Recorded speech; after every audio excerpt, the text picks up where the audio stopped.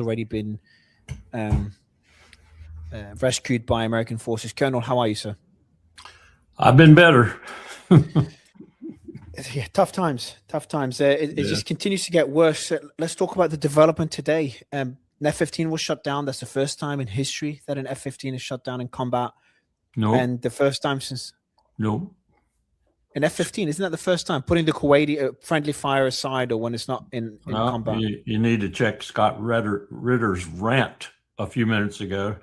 He's got detailed chapter and verse of the F-15 that went down during Desert Storm in Western Iraq, and they had they had to evade. I think one of them made it, the other one didn't.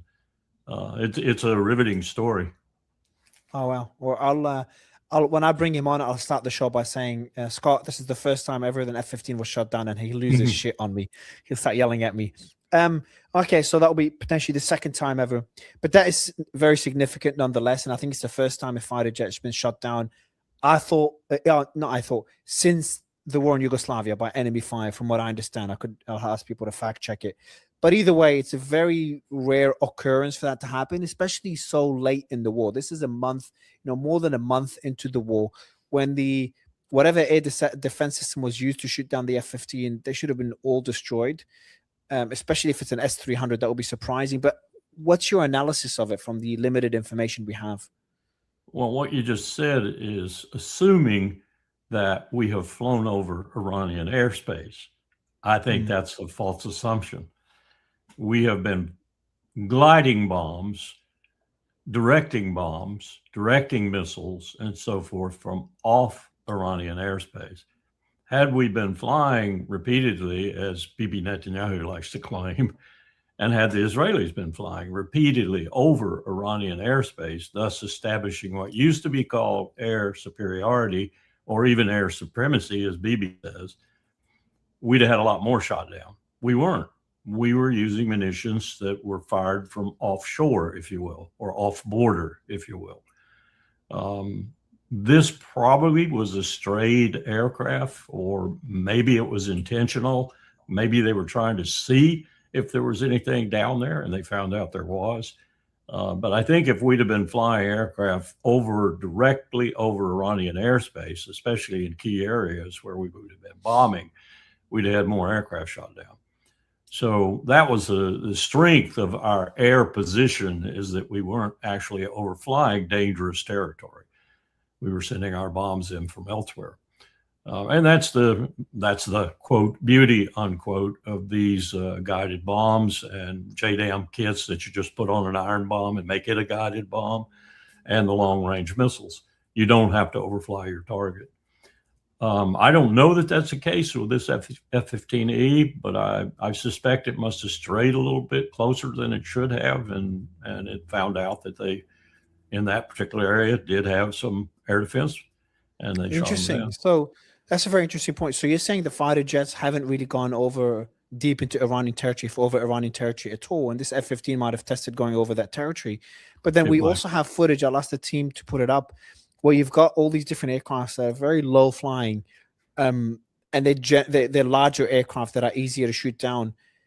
Doesn't that indicate that they do have air dominance? The C-130s, the Black Hawks, the A-10s that are flying around. Not sure if you've seen the footage over that territory, the Kazakhstan province.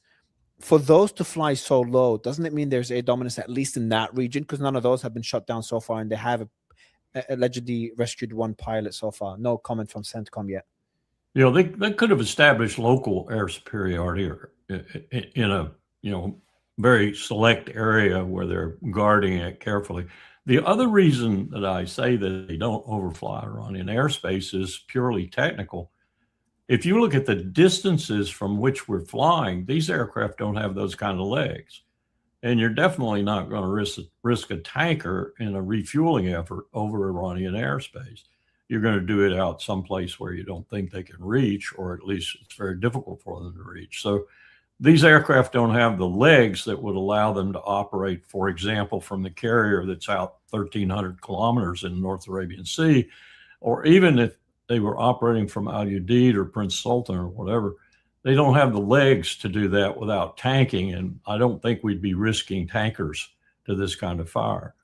We've already had tankers damaged. We've had tankers, the one in Iraq, of course, we now know. I think positively we know it was hit by a shoulder-fired missile from an Iraqi militia Which member. which one is that? Which one is that? This is the very first ones. You will recall that they said they collided. We have information contradicting that, including one of the pilots in the other aircraft who said he saw the missile come up and hit the tanker.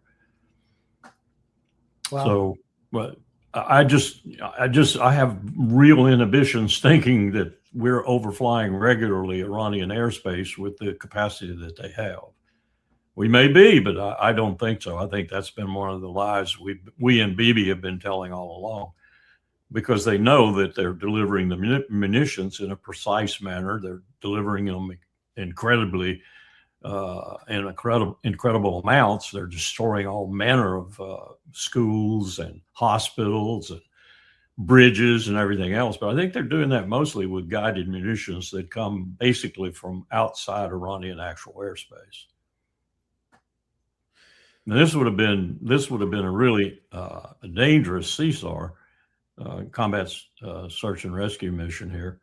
I'm assuming they're doing it with Black Hawks, and I'm assuming they're doing it the normal way they do it.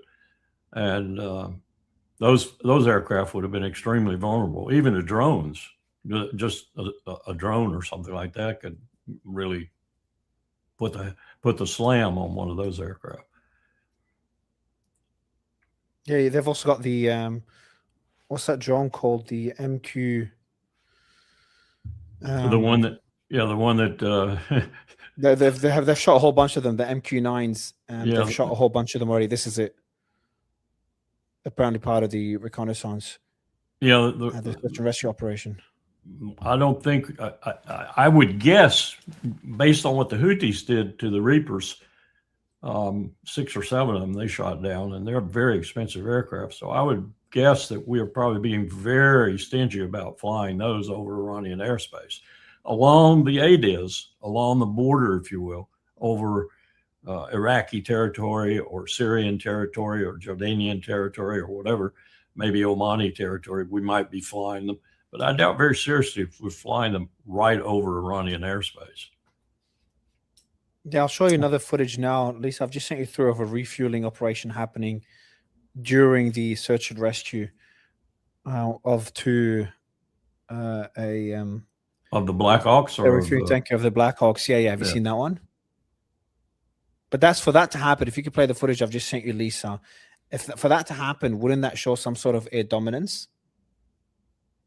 It depends on where they're doing it. Are they doing it directly over Iranian territory, or are they doing it over the Gulf? Are they doing it over Oman? Are they doing it over Kuwait? These aren't terrible distances. You're talking about Kuwait to the other side of the Persian Gulf, about 160 kilometers. So they're not that long in distances, unless you're thinking about an airborne operation or an Osprey operation. Then they become forbidding distances. Yeah, this is the footage now. Just on the producer hasn't shown it yet. Just for the audience, this is, I'm not sure if you've seen that one. But you can see the Black Hawks there and the refueling tanker there between them. I'm just going to zoom in. That's it there. And do we know where that is, though? I don't know, but it looks like it's being filmed from Iran. No, we don't know. You're right. We don't know. It's a very valid point. If I were doing it, refueling this over. Yeah, I'd probably be doing it over Omani airspace or Kuwaiti airspace. If I were doing it, I wouldn't take the chance of doing it over Iranian airspace. That's a lot of shootable down equipment there. Exactly. So probably be over Iraqi airspace, I guess. Could be that too. Yeah.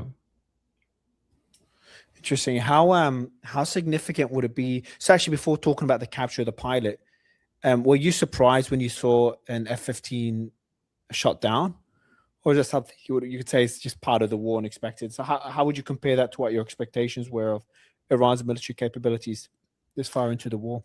Well, it's still not a lot of U.S. aircraft or Israeli aircraft shot down. I mean, under a half dozen in the total thing, including the F-15s the Kuwaitis accidentally shot down. So it's not a great deal of attrition, no matter how it happened. But I am kind of surprised that the F-15 got hit, because just as I was surprised when Scott told me about the one in the Western Desert in Iraq, I didn't know one was shot down. And I was monitoring that war from the Pentagon with the chairman of the Joint Chiefs of Staff. So these things happen sometimes and they don't get out too widely. This one, of course, was picked up pretty quickly because we're monitoring this war in a way that is probably a little more intense, and it's less military friendly. You know, the Desert Shield, Desert Storm was managed in a way that actually, as a military man, I was in favor of, but as a citizen, I wasn't necessarily in favor of. We co-opted the press for that war. The press reported basically what we wanted them to report. It wasn't coercion. It actually was co-option, and it was done fairly well, demonstrated most dramatically by, I think it was a CNN reporter who's in a foxhole with some of the GIs during the war, the ground phase of the war, and he's reporting from the foxhole, and he ends his reporting with, "But I'm here with them. I'm not in any way biased." Of course, we'd captured him and put him in a foxhole and told him what, dude, this is what's happening. This is what's happening. That was probably the most managed press in the history of warfare involving the U.S. Talking about press, how significant is it? I was talking to Pepe Escobar about it earlier.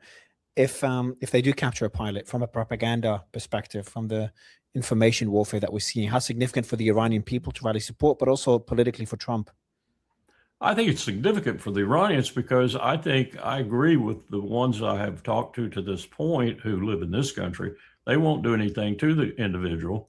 They're not going to, hang him in the street or burn him. Think about Mogadishu, for example, in the Black Hawk Down business, where the warrant officer was dragged through the streets with burned carcass.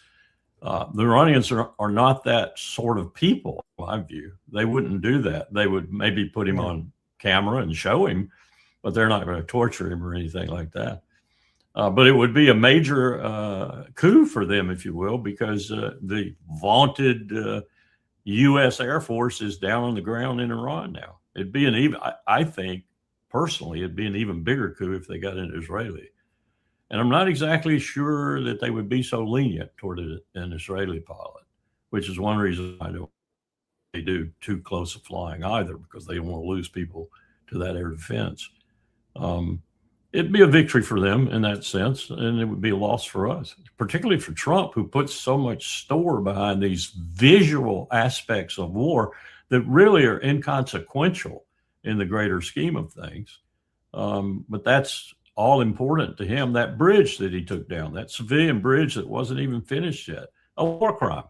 A clear war crime, and he's chortling about it and talking about how, hey, you're going to use that bridge anymore? You're not going to use that bridge again. Well, of course, the Iranians will just rebuild it.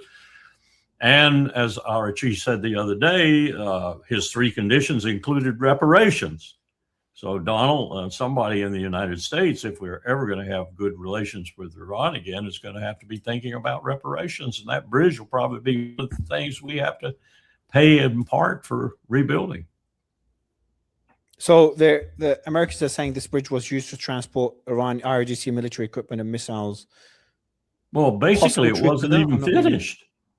As I understand it, in the photos I've seen, it wasn't even finished. And the individual I know who lives in the vicinity of it said it wasn't even finished.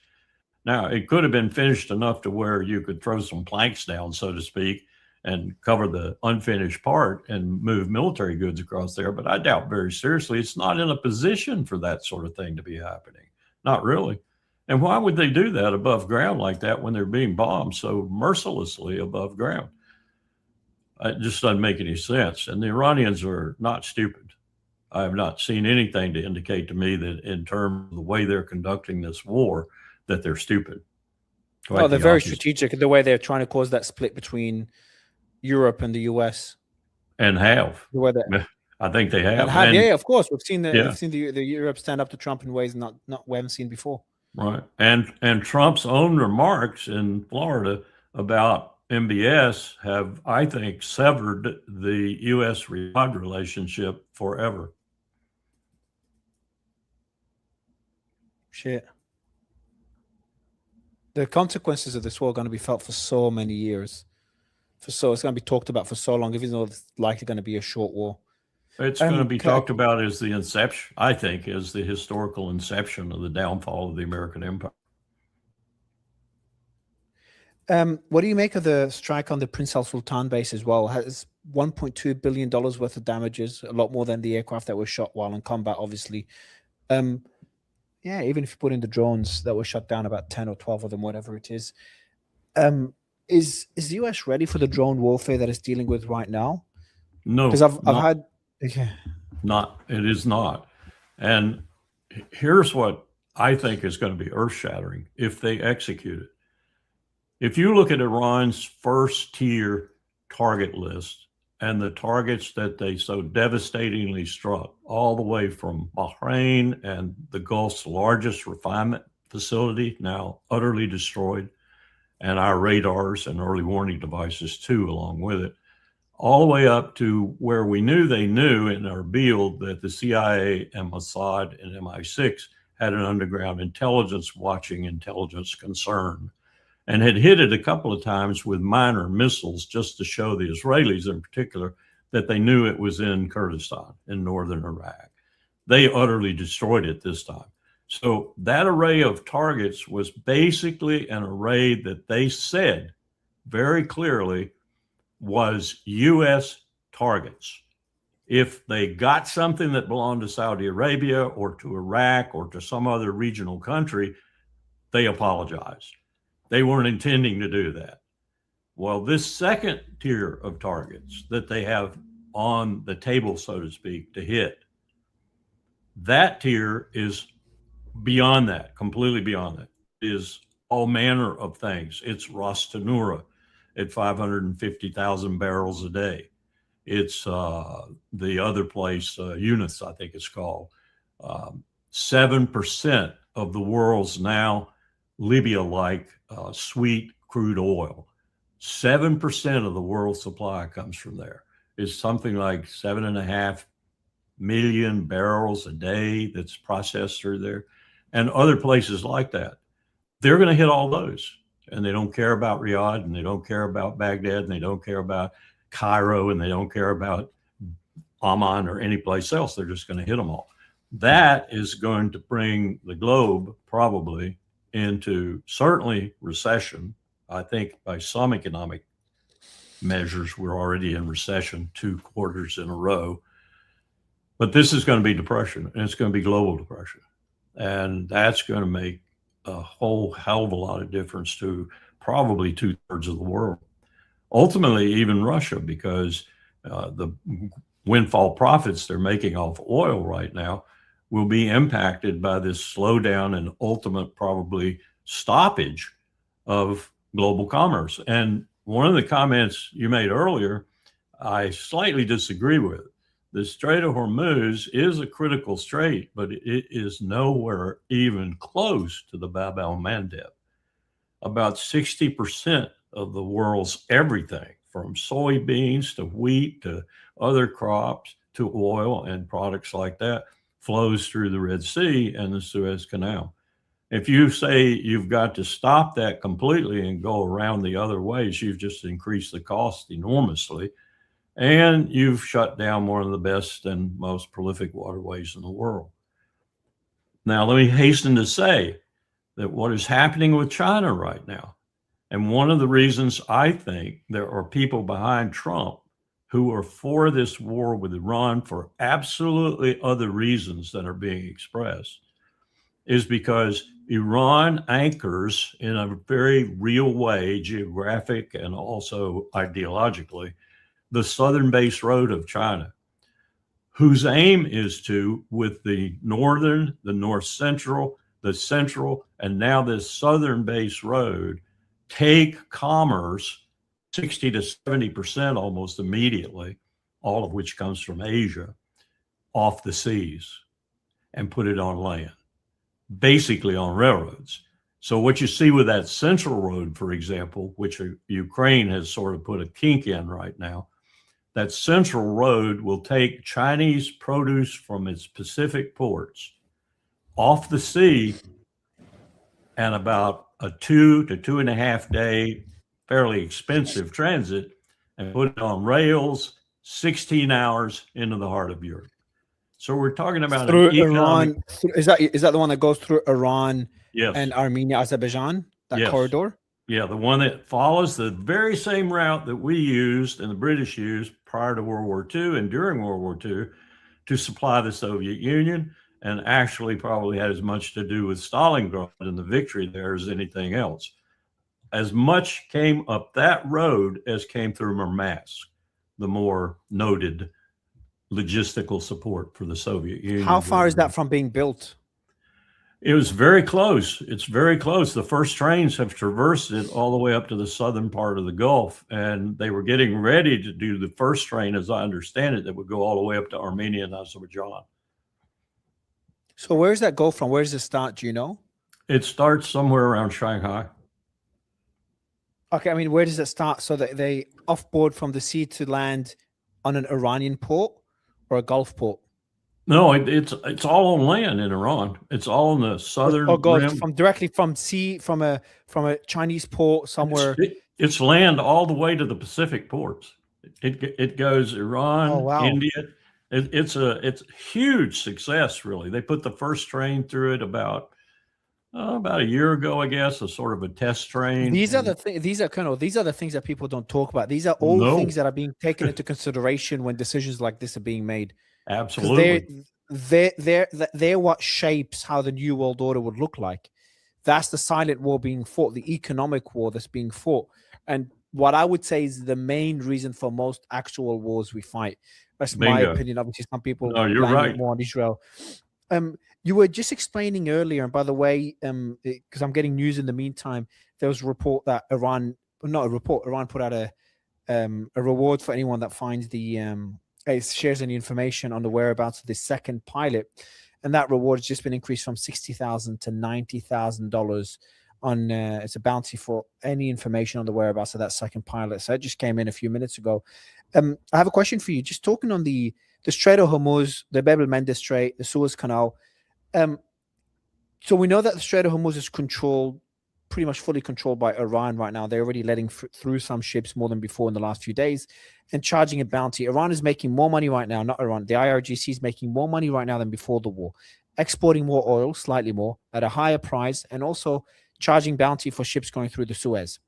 Then you've got the Bab el-Mandeb Strait. How much influence do you think the Houthis have on that strait? And if you can also expand on the Suez Canal, what role that plays in all this? Well, the Houthis, I think, have already shown the power that they have with regard to the Red Sea. If they make a decision, and I'm informed somewhat reliably that they have, that they are going to do what they did before in spades, and I suspect in spades means maybe even Russian, perhaps even Chinese help now, so long as those ships aren't impacted. Wow. And the Houthis are pretty good about discriminating as to which ships are impacted and which aren't.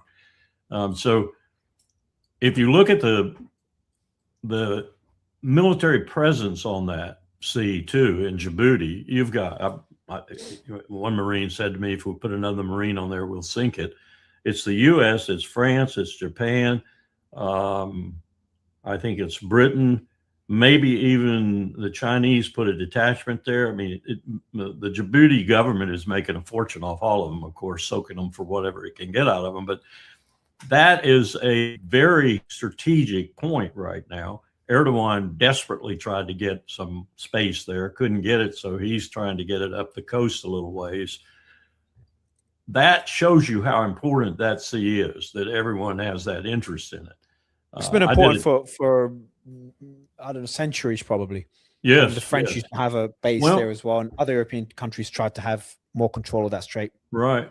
And let's go back in time for a while and say, if you remember the way the whole Eastern Empire situation shifted almost, well, in their terms, about 70 years, was exactly what we're talking about right now. A lot of people got sick and tired in the Byzantine Empire and elsewhere. They got sick and tired of these rates they were having to pay for global maritime shipping. So they built land routes. And when they did that, they put a couple of maritime empires out of business, the Portuguese for one. That's sort of what we're talking about happening now. And who has, at least historically speaking, since World War II in particular, after the British sort of faded, who has the maritime prowess now? Who has the bill of being the seakeeper, the freedom of navigation keeper and all that? The U.S. So what that does is take the maritime aspect of our empire and say to hell with it, because we're going to go over land from now on, and we don't even need you. We don't need you at all. But in the short term, the Bab el-Mandeb Straits is controlled by the Houthis, as you said, and they've shown that their ability to control it. And obviously, the Strait of Hormuz is controlled by Iran. Now, Saudi benefits through their pipelines, at least for now, unless Iran decides to bomb them. They've got the pipelines that go through all the way to the Red Sea, and they go out of the but they would be very easily interdicted by the Houthis. Exactly. The Houthis have shot them before years ago in that war. Now, what role does the Suez Canal play? How much volume can that take? Well, of course, to get out of the Red Sea, you got to go through the Suez Canal. So you're talking about a very critical strait, if you will. The other thing in this that I'm not quite sure of, I've tried to get a hold of a good copy of the Law of the Sea Treaty. I don't know what we're talking about here with regard to the Law of the Sea Treaty and how it describes, designates, and makes an international law, international straits, as it calls them, not influenceable by a single power. Now, that's international law, so you have to, back up and say, as Mao did, that comes out of the barrel of a gun. But nonetheless, most of the world is signatory to the Law of the Sea Treaty. And that specifies what you can do in these straits, and even more importantly, in straits, and even more importantly, what you can't do. So I'm really curious as to how we would say some of the things the Iranians are saying about their controlling the Strait of Hormuz or controlling any strait, the Bab el-Mandeb or whatever, because I think they're covered in this treaty fairly intensely in terms of what's international water, what is territorial water, and what must remain regardless of the narrowness of the strait. And the Strait of Hormuz is fairly narrow down there where the last egress is made. Treaty Lascaris took us a day or two ago on a boat with a video camera. Brave man, he. So what does it say? What does the Law of the Sea Treaty say about the Strait of Hormuz? Can you make it a one-state ownership? I don't think you can. They're doing a deal between Iran and Oman, as you know. I'm not even sure you can do that. I think the I don't think the international law, but I had someone say yesterday, I know it's the law of the sea, and sorry to interrupt you, but I've just been told that why would Iran even follow those laws? They're fighting right now an illegal war of aggression against them. So they're in a position now where, like, screw these laws. Well, I like to think Iran is fighting no illegal war. We're fighting the illegal war. They're fighting the legal war. No, I mean, they're victims to an illegal war. I mean, yes. That was so yeah. They're just being, and by the way, just as you're speaking, Colonel, to give you some context, there were reports of a Black Hawk helicopter that was shut down. That was not shut down, that was shot. Now, according to who was it? According to Newsmax, 2 U.S. officials now confirmed to Newsmax that one of the pilots has been rescued. Search and rescue operations continue. We've seen video of hasty helicopters. One source tells me a Black Hawk may have also been hit, not shut down, hit over Iran while conducting rescue operations to find the second F-15 pilot. I'm told the Black Hawk was tailed by a trail of smoke as it crossed into southern Iraq from Iran today. So that's just came in today as well. Iran did make the claim, and now we have information. And there's something more significant that happened. Iran has, according to Wall Street Journal and Intelligence Online, Iran has just rejected Pakistan's offer to mediate in the conflict. Qatar will now take the lead ahead of next week's talks. They've rejected. Yeah. So that's according to Intelligence Online, and it's even more dramatic than that. According to Wall Street Journal, I'll read out what Wall Street Journal said. I was just reading it there. Iran has rejected all U.S. requests to seek an end to the war, Colonel, and refuses to meet with American officials in Islamabad. And that's pretty much what Foreign Minister Archie said to Al Jazeera English. But I thought this is more of a public statement. But now, because you know how the rhetoric is one thing, what they say public is one thing, but behind the scenes is another. It seems that he meant what he said. I don't doubt it. Were you referring to the 5-point plan that China and Pakistan put out? Is that? I think so. There's talking about the mediation by Pakistan. I don't know if that's the meeting that was being. I don't think that's that plan. That's, I think, the meeting that was being organized maybe with JD Vance or some others on the US side, and the Iranian delegation, where one of them got actually shot by Israel. Israel tried to kill one of them 2 days ago. They killed his wife, and he's in critical condition according to some reports. He was the former foreign minister that was helping organize those mediations in Pakistan. Well, he was shot 2 days ago. That really upset me. So I'm not sure if that's related to the court, to the meeting being cancelled. But I know that from listening to the foreign minister, their complete renunciation of whatever is being presented to them, and it isn't also from him, it isn't being presented to them directly. There have never been any talks between Witkoff, Kushner, or any of Trump's team, Rubio, whatever, and Iranians. It's all been third and fourth parties and third and fourth dialogues, if you will. I think the Iranians are in a position they don't want to talk. Yeah, that's it. And Arachi was very clear about that. They're duplicitous. They lie. They cheat. We don't want to talk to them. And I think he's adamant about that.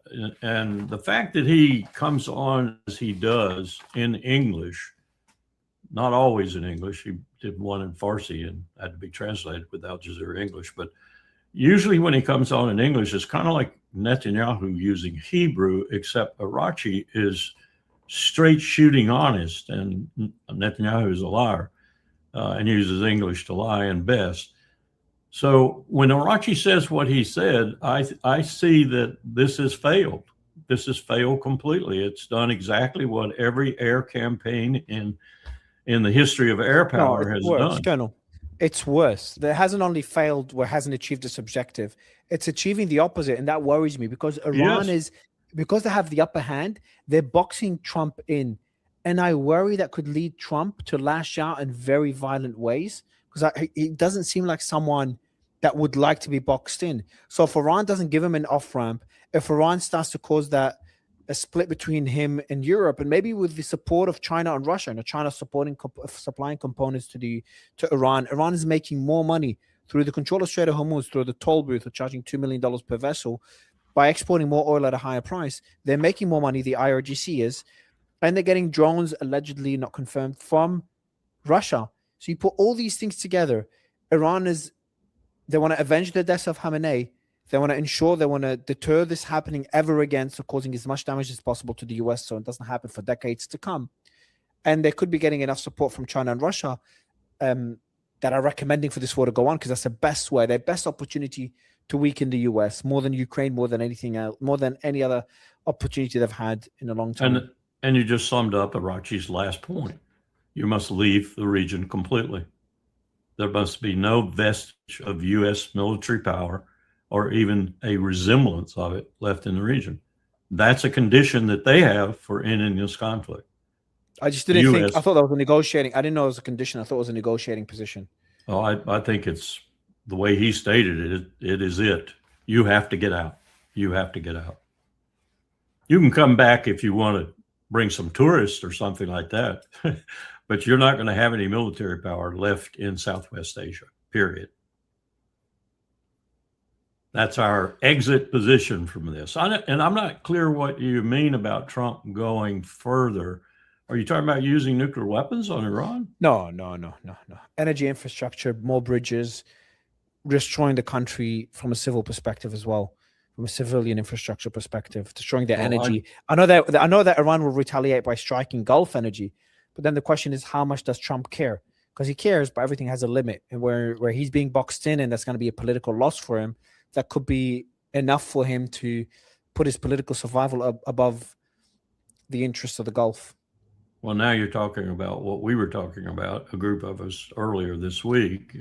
We have to get rid of Donald Trump, and we have to get rid of Darth Vader too, known as Peter Hegseth. I think that is for the survival of the United States. I think that probably is a sine qua non now. We have to get rid of this administration.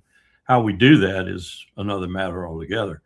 But in terms of him doing something with regard to Iran might be any more dangerous to the global economy or global, whatever you want to call it, I don't think he's got it within his capability. I don't think the empire has it within its capability anymore. That is falling off fast because we're losing all of our support around the world. We've destroyed NATO. It's gone. It's finished. The EU is also finished. Every government in Europe within the next 18, 24 months is going to change. And when it changes, it's going to reflect the majority of the people, or as much as possible within their convoluted systems. And it's going to change the whole approach of Europe. I'm worried about Europe in that regard because it looks like it might be going back to something like a 1930s Europe, which I don't think is a positive thing. But he doesn't give a shit about that. He doesn't care. So I don't think he's going to be anything but isolated in the world. And I don't think he's got the kind of power generation capability remaining to be frightful with that power, except maybe to the American people. And that's what's increasingly concerning me and people with whom I talk, in the Republican Party even. By the way, this is the Black Hawk helicopter. If you can maximize, it's already maximized. Apparently, that's the one that I don't see any smoke, but there's reports that was the Black Hawk helicopter flying into Iraqi territory with trailing smoke behind it. I don't see the smoke in that video unless it's the other one. There's another one right behind it. I'm just trying to see on my laptop. That looks like down around Basra. I don't know. But... So there's reports. That's the one that Newsmax reporting that they had smoke belonging behind it, a bit of smoke behind it. So it wasn't down, but it was hit. I think it's that significant for a Black Hawk helicopter to be hit. I think the downing of the F-15 is a lot more significant. But just going back, we're talking about the long-term consequences of this. The developments today, and also, have you seen the report that, according to CNN, intelligence officials have told them, or sources have told them, that Iranian missile launchers and drones, but mainly missile launchers, they still have about half of them left, missile launchers. There was a report just a few days before that. That was only a third left. Now it's a half. It's possible they don't even know. It's not just that. I think our intelligence is abominable, and even more shocking to me, so is Mossad's, increasingly so. But what I'm being told and what I find believable, knowing what I know with what I did with the QCon network and the North Koreans and others who at that time were helping the Iranians to understand underground terrain and to build in underground terrain. No one's better than that than Pyongyang. They have the capability underground to continue manufacturing missiles. So they're not going to run out of missiles. They actually can make them. They have the ability to make missiles underground. It's not that difficult. And new drones could be made underground, but I didn't know missiles could be made underground. Well, we're talking about very sophisticated missiles like the Karam Shah, which is a Mach 3, Mach 4, Mach 5, depending on whom you talk to and what version you're looking at. And not only that, I'm told also that they have, and Ted Postol has convinced me of this, they also have the capability underground, completely underground, to not only take what they have already enriched, which is probably weapon grade already, but to match it to a warhead and to match that to a missile. And so at any moment, they could do what the North Koreans did to us in October of 2002, when we came with a magnificent economic package to tell them, here, we're going to give you all this if you'll just stop your nuclear program. And Kok Sok Chu and Yi Gun, and the nuclear negotiators at that time, looked at our man, Jim Kelly, and said, we already have bombs, 6 to 12 of them. Wow. So if Iran were to do that, if she is doing that right now, then that really throws another element into this ballgame too. And I think they would be doing it for one reason, because they know that Bibi might get desperate enough to threaten them with one or even to use one. And they want to be able to pay him back.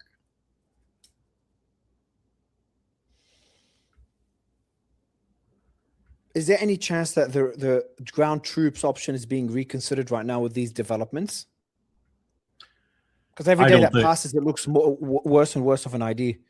I don't actually think the military of the United States was contemplating ground action other than possibly a Delta Force Ranger, perhaps other special ops backed 160th SOAR, for example, operation to go in and try to find and get their hands on this enriched uranium. And even if that were the purpose, it's phantasmagorical, because just think of the weight they would have to carry out. Just think of moving that. But I think that was the only thing they were really contemplating. A Venezuela type operation times 2, if you will. Can you expand on that? Well, one, we do not have the ground forces that would even begin to dent Iran if we were to use them. We couldn't. Even if it's capturing some of those islands? Well, capturing the islands would be a special operation too. It might be augmented and supported by regular troops, but it would be essentially a Delta Force SEAL Team 6 MU type operation. I don't think they're going to do that, because I think they've studied it very closely now. Even Conquer Island, they've studied that very closely, and they understand how desperate an action that would be and how deadly it would be because of the desperate nature of it. It's not an easy mission at all. And you look at the terrain is forbidding in terms of how you get there, what the equipment you get there with, how you get it there intact, how you keep the aircraft intact, and how you egress. It's just a monumental problem. And during that whole time, you're probably brought under fire by systems that you don't even know where they are right now. One of the things we have absolutely corroborated is that Iran fundamentally cleaned out Mossad's agents, if you will, in that region, especially in the southern. Yeah, cleaned them out. So they don't have any eyes now. They really don't have any eyes. The eyes were these Israeli agents who were, Kurds, Azerbaijanis, Azeris, and so forth, that they were paying to do this and that in that region.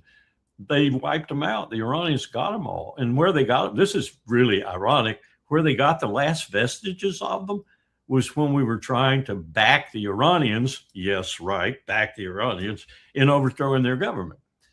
Because we saw the Mossad, MI6, and CIA people pushing the people into the battle. And the Iranians were sitting there with a notebook writing down these people's names, and afterwards captured them all. What do you make of the generals that were fired as well by Hegseth? How related to the war that is? If I ask you to speculate, what would it be most likely? How significant is it? Because most of them have been let go. I think there's only one left at that seniority. I can't say that it doesn't have to do with the war. That has got to be percolating in all their minds. But Randy George, I think, the chief of staff of the Army, had a real bone to pick with Hegseth and picked it over the 2 blacks and the 2 women who were taken off the brigadier general promotion list. He didn't like that at all. That is major interference in the responsibilities of the Army and the chief in particular. And I think that's what got him in trouble. And then the head of chaplains, I think what got him in trouble was he didn't like Hegseth as demilitarizing them, taking them out of their uniforms, not putting rank on them, disturbing the equanimity of the chaplains corps, and doing it in this sort of, I call it Darth Vader way, this Christian nationalist way. That's why I think he let the chief of chaplains go. And others, I'm hearing others are going too, and they're in that same vein. I know, but 3 of them total, I think. Yeah, but I'm hearing other people down below that are going also, being reassigned elsewhere. And it has a lot to do with Hegseth's penchant for prayer meetings and Christian nationalism and crusader-like words and practices. They don't like that. They see that as being very injurious to the good order, discipline, and morale of the armed forces. And they also see it increasingly as preparation for a Praetorian Guard that will be more amenable to what Hegseth orders them to do if and when he has to do it. Colonel, last question. Where do you see this by the end of this month? Not much advanced, other than perhaps a lot more tragedies occurring, especially for the empire. If Trump doesn't, what he really needs to do is declare victory and leave. But then you say, how does he do that with Bibi Netanyahu increasingly imperiled, even in Lebanon, let alone elsewhere? I mean, Lebanon the Hezbollah is handing Bibi and the IDF their rear end. They're taking those tanks out at a rate that the IDF vaunted armored corps probably never dreamed would happen to them unless they got into another full-scale 67 armored war. They are losing in Lebanon. And that's the reason he's doubling down. That's the reason he's called up another 400,000 reservists who, if they perform like the 300,000 that came before them, 30% of them won't even show up. He's got significant problems, all of which he's brought on himself by this grandiose attitude he has about greater Israel and making sure it happens on his watch. So I don't know how Trump divests himself of that ally, if you will, but he's got to declare victory and leave in some fashion. And he's got to try to mend the relations with other Gulf states. I don't think he's going to be successful there. Telling an audience in Florida that MBS kisses his butt was the last straw for Mohammed bin Salman, probably. That was a crazy comment. I saw that. Insane. He had to have been high on something. I mean, even Trump is not that stupid, and yet he said it. Do you think they'll react? Sorry, just on that point, do you think they'll respond in any way? Would that change the alliance? Well, they already have. They invited Zelensky in, and they're dealing with Zelensky now as potentially the new insurer of Saudi Arabian defenses. And Zelensky is lapping this up because it gives him real leverage now, not only with Russia, but it gives him leverage with the Europeans and with us. Wow, Colonel. Absolute pleasure to have you on the show. I could speak to you for at least another hour. We've got Aaron Mata joining in 10 minutes, but it's I appreciate your time, Colonel. Thank you so much. Surely. Thank you. And tell Aaron I said hello. Will do. He'll be joining in a few minutes. Thank you, Colonel. So everyone, we've got Aaron Mata.